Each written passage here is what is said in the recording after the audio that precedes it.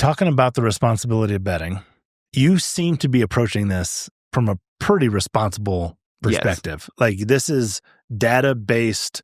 Are you doing it? You're not doing the entertainment side. You're not doing the gut side. You're not doing the. Listen, we're all human. I'll sometimes, right? But you're approaching it from like I'm looking to make some actual real 100%, money. Like a business. I treat it like a business. I track every single bet I make. I track the closing line value I get. I track my monthly ROI, my daily ROI. I track. Do you have those numbers? I do. Yeah. From a ROI perspective, so, like a year to.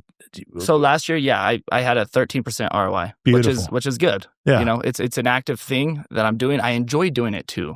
Yeah. Like we talked about the entertainment side. Just because I'm making a bet that's based on math and numbers and expected value doesn't mean I don't enjoy watching it play out too. Right. You know what I mean? I'm just not how many bets to get that 13? How many? Thousands. You're doing thousands every single day. Thousands of bets over the course of a year. The course of the year, right? Yeah. Right. So then. When you are making that 13%, which is a good return, right? Yeah. And it has entertainment value. And it has entertainment value. In there. What does it look like? And then we're going to get a little personal. Where you've made where you're making irresponsible bets. What should people avoid? Because what I care most about is people getting, we talk about the real wealth formula. I want them to get around the bases. I want their passive income to be larger than monthly expenses. Right. I want for their personal finances to be done well. What are some examples that you've seen or you've done yourself, whatever, that are just irresponsible? Do not do it this way. Yeah, the number one thing that comes to mind is chasing your losses. Like you lose your first bet and you want to double down, double or nothing, right? Yeah. That's where I see it snowball because the emotional impact that a loss has on you, it decreases over time, over the amount of losses that you incur. So you lose that first one, it really hurts. I'll double down. Double or nothing the next one. You lose that one with another game, with another with bet, something else. You're just chasing that loss, and you're doing some prop bet. You're just trying to got it. That so negative don't emotion, chase at all. Don't chase your losses. Make your decision and be done with it. Right? 100%. Is that the idea? Yeah. Make your decision. Wow. And that comes back to the idea of if you're going to do it for entertainment, be okay with losing that money. Yeah. And the idea that you're going to go chase your losses, that means you're not okay with losing that money because you're trying to get it back and you're making irrational decisions to do so. Yeah. So that's the number one thing. The other thing that I see a big problem with is, I'd like to do it myself, have a couple beverages. Oh, yeah. You get confidence when you're having a few beverages and a lot liquid of people, courage. Liquid courage. And you kind of, you have that confidence to bet a little more than you should or, make a couple more bets that you wouldn't have otherwise. So those are the two things. So don't do that.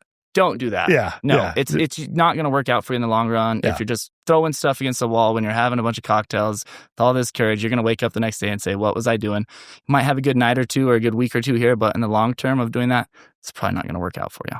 PropStream is the most comprehensive and AI-enhanced real estate data provider nationwide.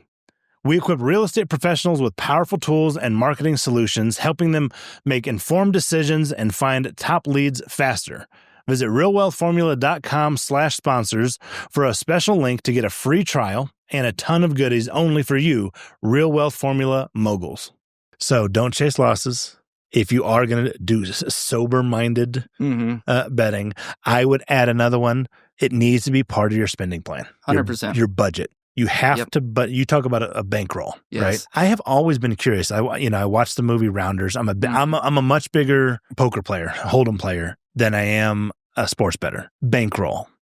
Do you have strategies to manage your bankroll? 100%. So, help me understand that. Yeah, so your bankroll is just the money you set aside for betting. That's its job. If it got lit on fire, it wouldn't affect your life whatsoever. Got it. As far as your expenses. You're not living on it. You're not. No. Nothing. You're not paying rent out of it. Nothing. So it's just totally side pool of money. And I bet on a unit-based system. So one unit is 1% of that bankroll. So say you have $1,000 bankroll. One unit is $10. Say you like a bet, go bet a unit. I never recommend betting more than 5 units on any bet. Okay. So if your bankroll's $1,000, you really like a bet, I wouldn't recommend betting more than $50 on that. Okay. And a lot of people, they say, okay, I have $1,000 to bet. Then just start throwing hundreds of dollars on these random bets. Well, you're gonna lose your bankroll. A unit system, 1 unit is 1% of your bankroll. And if you like a play, bet 1 unit. If you really like it, bet 2 units. If you absolutely love it, then you could, consider betting up. But 3, but 4. Don't go past 5. I wouldn't go past 5. That's my general rule of thumb. Interesting. Yeah. So when you're talking about that bankroll, what percentage of that bankroll is out at any given time? So it depends. How many value bets come across my desk? I have softwares and tools that kind of send me these. I was talking about those discrepancies. I get pinged. I get notifications for those to go bet those. On a high volume day, I'll have 20 or 30 units out, but it's diversified, right? It's not one outcome's not going to lose all those units for me. So any given day, I could have 20, 30 units out. Another day, I could just have a couple, like 3 or 4 units out, but I never put more than 5 on any one single outcome. Interesting. So then you mentioned this as an investment. You're not living off of anything having to do with sports betting. No. So say you double your bankroll. Say you're doing this for a couple months. You're using a market-based approach. You're doing it right. You double your 1,000 to 2,000. It's up to you at that point what you're comfortable with betting. If you want to take that 1,000 out and just take it as profit and inject it into your life, use it however you want, that's fine, and stay at your $1,000 bankroll. Or if you want to keep it in there, then increase your unit size. So instead of $10, it'd go to $20. Yeah. And then, every time you double it, it'll go, it'd go but 20 you're to 40. basing it off of the bankroll. The bankroll is totally separate from anything with personal expenses, anything living expenses. Yeah. You crush it. You go from $1,000, you made 13%. Now you're up. What is that? 1130, right? Right. You may pull out that 130 and say, you know what? This year, I'm going to go buy a new golf club for $130 or whatever it is. Right. Leaving that there. It's completely separate. You're never. So then what happens if you started with $1,000, it goes down to 500. You're now resetting your bankroll. Is that the idea? 100%. Yep. You adjust your bet size based on your bankroll. Your bankroll is your North Star for your bet sizing. That's interesting because a lot of people would not assume that a sports bettor like yourself, who's doing thousands of bets, would be as responsible with their bankroll. Well, you have to be, otherwise you wouldn't be in the game. I wouldn't be able to do this for 4 years if you weren't. Like, you have to and tease it out. How would you not be able to be in the game? Well, because you would lose. You lose all your money, and then no one's going to do it. Like, I wouldn't be doing it if I wasn't making money doing it. If someone loses their bankroll, sure, maybe they'll scrape together another 1,000 and try it again. But over time, like, it's like, okay, this isn't working. You're just going to keep throwing money after it. It's just not working. It's a losing endeavor. And would you recommend that for that entertainment person as well? Yeah. To have a bankroll? It depends what you value. Yeah. Oh, yeah, for sure. Anyone that wants to bet and you say, look, I like doing this. I enjoy it. Maybe I can make some money. I don't want to treat it quite like a business. I don't want to do all this crazy stuff. I want to have a reasonable expectation to win, but it's not going to negatively affect me if I don't. Then, I think there's always a right way to set aside a bankroll, determine your bet size, responsible about it. There's no reason not to. Even for that rec person. Yeah. Now you run a podcast or featured on a podcast, good size Instagram, so whatever. Mm-hmm. Where are some resources where people can kind of go and say, hey, let me approach this differently than just a gut? I like the. One of the things I remember on sports radio, they would talk about, it's the second night of a back-to-back. So they're going to, that kind of stuff. Where are some places that people can go to get research data for this stuff? Yeah. So before I tell you the places to go, I'll tell you the places to not go. And that's pretty much everywhere. Everywhere online right now.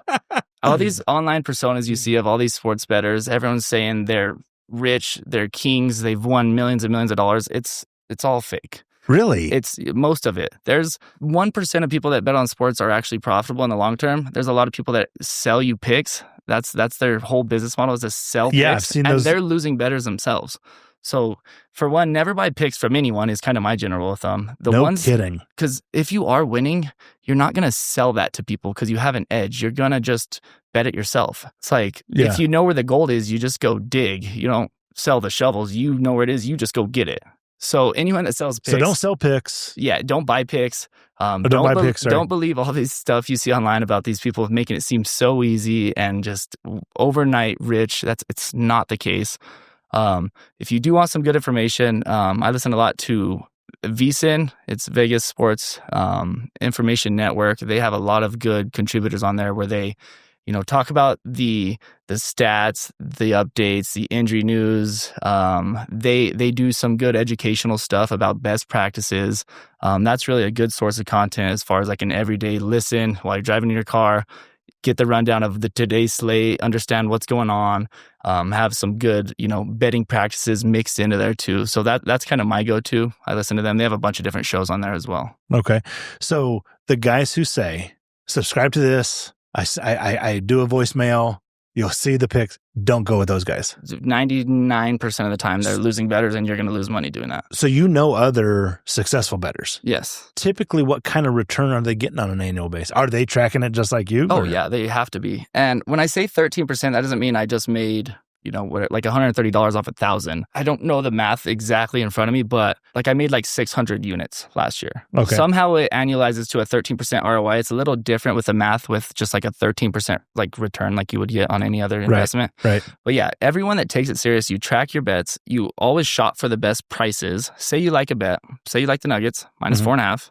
Every book has them at 4.5. One of them has them at -4. Always go bet the 4. Sure. So you always shop around for the best line. Thanks for watching. Hit the subscribe button right now. You don't want to miss the next episode. Every week, we drop practical money strategies and real stories that'll change the way you think about wealth.